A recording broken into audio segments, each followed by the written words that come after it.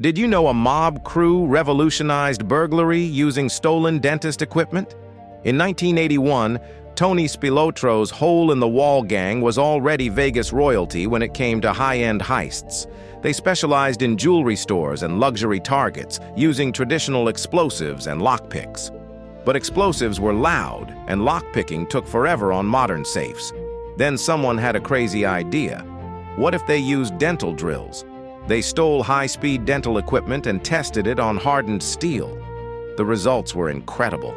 The drills cut through vault walls faster and quieter than anything they'd ever used.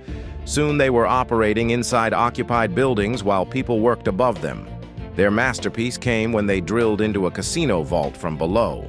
Over $1 million in cash and chips, stolen while gamblers played directly overhead. Over 100 successful heists using dentist tools made them legends.